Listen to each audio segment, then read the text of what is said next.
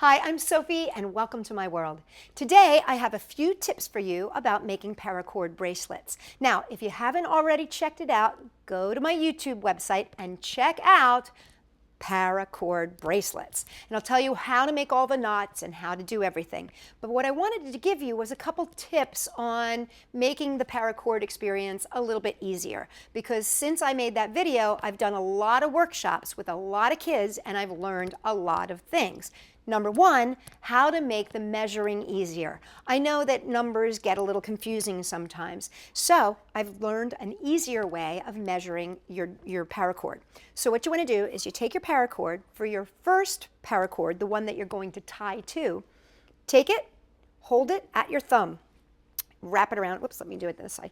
Take it, wrap it around your thumb. You're going to go, see how it's right there at my thumb? You're going to go 1, 2 times around, and then come back around the back so that you can hold it in your thumb, and you snip that right there, and that's going to give you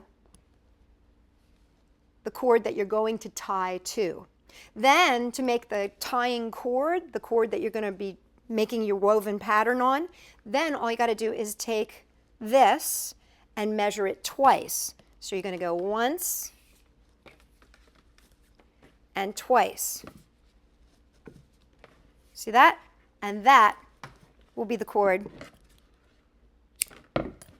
that you tie on.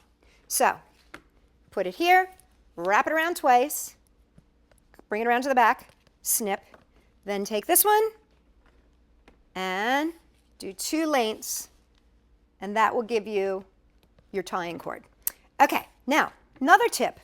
I've learned that instead of tying on a doorknob, tying on a hook, or tying on anything that you have to kind of be rigid and staying right there, what I've learned is you can use a clipboard.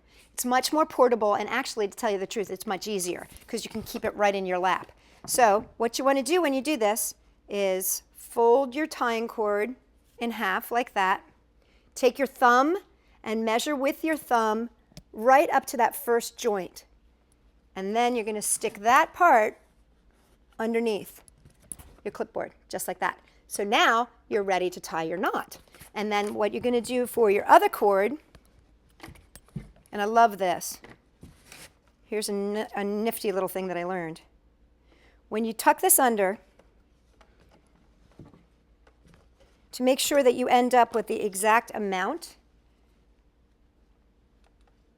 just give yourself a little more on the side that you're going to tie over. So this is a little bit more. See how I've got that a little bit more?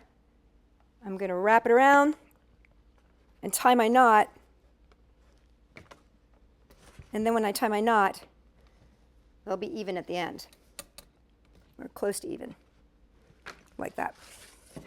So you just give a little bit more on the one side that you're wrapping around to make your knot.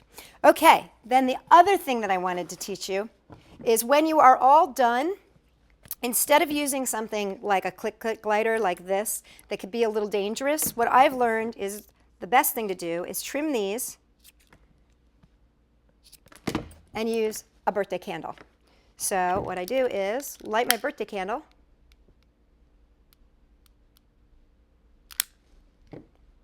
and then I use my birthday candle to seal my ends. See, a lot safer than using that big old click lighter with that big old flame. You just have a lot more control. Just make sure that you've got something underneath it to catch the wax, because birthday candles do drip. So one of the big mistakes that happens in making a paracord bracelet is that you get your stitches reversed, because when you're making your paracord bracelet, you want to end up with this really cool kind of zigzag stitch pattern. But if you do 2 stitches in the same direction, you're going to end up with the wrong look. Here, I'll show you what happens. If you go and do the wrong stitch here, you're going to see what happens here. You can see that's starting, it's messed up. It's not making the stitch of the letter V there. So what I've created to keep me doing the stitch in the right direction is a little slip sheet. And what I did is I put a U on one side and an O on the other side. This stands for over, this stands for under. So I know that I'm going to go under, this one's going to go under, then I go over and through. And as soon as I make my stitch, what I'm going to do is flip this over. Now I know that I go over, over, under, and through. See, now I've got my pattern going. So now right after I finish that stitch, I turn it over. So now I know I go under, under, over, and through.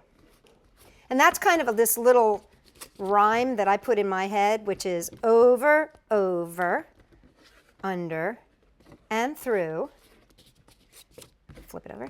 Under, under, over, and through. And I just keep going along that line, and I'm making perfect stitches all the way down.